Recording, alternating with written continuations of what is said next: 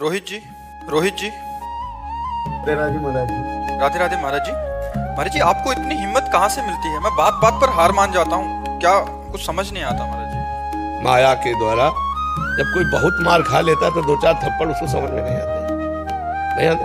बहुत बचपन से माया की मार, कहीं प्यार नहीं, कहीं दुलार नहीं, कहीं भोजन नहीं, कहीं कोई व्यवस्था नहीं, हर समय कठोरता पूर्वक अपने आप से लड़ना ही लड़ना केवल। तो आज वो अभ्यास बन गया है। जैसे हमारे एक चाटा मारो यहाँ तो लग जाएगा, और पहलवान के मारो तो उसको कुछ फर्क नहीं पड़ेगा, क्योंकि हजारों चाटे वही पा चुका है। वो कुश्ती सीखते समय हजारों चाटे यही पाया है, तो उसका अभ्यास बन गया है। तो हमारा अभ्यास बन गया दुख सहने का, हमारा अभ्यास बन गया दुख को सुख मानकर गले लगाने का। हर विपत्ति, हर प्रतिकूलता, हर दुख को अपना यार मानकर उसे सह जाना। महाराज जी कहते कोई साथ नहीं देते, किसके साथ रहे, कौन साथ देगा, कौन किसके साथ रहे। तो कोई नहीं, भगवान का साथ बनो। संसार का कोई साथी होता है क्या? पास बैठे हो तो भी साथी नहीं। हमारे यहाँ पीड़ा शुरू हो जाए तो ये क्या कर लेंगे? यहाँ की पीड़ा को तो हरि ही जानते हैं ना, वो यही विराजमान हृदय में, तो अपना आनंद देने लगेंगे। पीड़ा एक तरफ है, आनंद एक तरफ है, तो हम आनंद वाले हैं तो भगवान के आनंद में डूब गए, तो पीड़ा अपने आप कट गई। पीड़ा का समय निकल गया। जैसे बेहोश का इंजेक्शन लगा दो, कि चीरा लगाओ तो दर्द नहीं होगा ना, ऐसे ही आनंद स्वरूप भगवान में जब चित्त है तो ये सब प्रपंच के दुख झेलते हुए आराम से पार हो जाते हैं। इसलिए कहते हैं अध्यात्म के बिना जीवन मृत जीवन, अध्यात्म के बिना मृत जीवन, मरा जीवन है। अध्यात्म जीवन ही जीवन है, जिसमें ज्ञान का प्रकाश है, भक्ति का प्रकाश, वही जीवन है, और तो सब व्यर्थ जीवन है। बड़े भाग्यशाली हैं जिनको अध्यात्म में रुचि है, मनुष्य शरीर होकर जो भगवान के भजन में रुचि कर रहे हैं, बड़े भाग्यशाली हैं। वो अभागी जन है जो भोगों में, नशे में, गंदी आदतों में अपने समय को नष्ट कर रहे हैं। बाद में इनको पछताना पड़ेगा।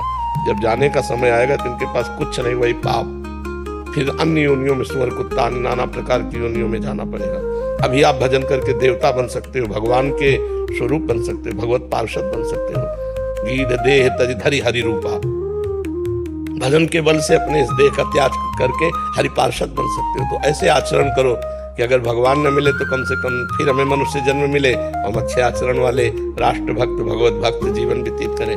कोई यहाँ मित्र नहीं है, कोई यहाँ साथी, सब अपने स्वार्थ का मित्र है। एक स्वार्थ रहित अगर कोई प्रेम करने वाला है तो भगवान है, भगवान के प्रेमी जन है, दूसरा कोई नहीं। जग में उपकार करने वाले स्वार्थ रहित दो ही हैं, भगवान और भगवान के भक्त। स्वार्थ रहित जग जुग उपकारी, तुम तुम्हारे सेवक असुराज। जी सीमित प्रश्न है, अगर ये मन जैसे हमारा इतना गंदा है तो इसको फिर भगवान जो हमें सजा देंगे इस चीज की? अगर मन, भगवान तो देख रहे हैं हमारा मन ऐसा है अंदर से, तो फिर भगवान सजा नहीं देंगे। आप जो कर्म करें उसका फल देंगे।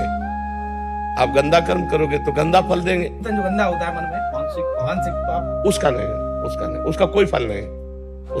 उसका कोई कलिकर एक पुनीत प्रतापा, मानस पुण्य होए और नहीं पापा। अगर मानसिक हमारी गंदा चिंतन हो रहा है तो उसका कोई फल नहीं है कि आपको दंड मिलेगा, नहीं यहाँ ना वहां। लेकिन बात यह है कि चिंतन करते करते क्रिया कर बैठेंगे, केवल चिंतने में नहीं रुकेंगे। मन अंदर से कुछ भी सोच लेता है, जो नहीं सोच रहा है उसकी तरफ ही सोच। हाँ, इसीलिए तो हमें नाम जप करना है। डर लगता है कि अब इसका सुनो, इसीलिए हमें नाम जप करना है कि उसकी सोच में नाम डाल देना। अब जैसे सोच रहा है गंदा, अब उसे सोचने मत दो, राधा राधा राधा। अब वो बार बार कहेगा चुप रहो। हम जो आपको प्लानिंग बता रहे हैं, जो हम आपके सामने मनोरथ रख रहे हैं, उसको आप समझिए। आपको नहीं समझना है। बेईमान तू गंदी गंदी बातें करे, राधा राधा राधा। वो धीरे धीरे धीरे धीरे अपना प्रयास कम करता जाएगा और वो आपके अधीन होता जाएगा। इसीलिए कहते हैं नाम जप करो।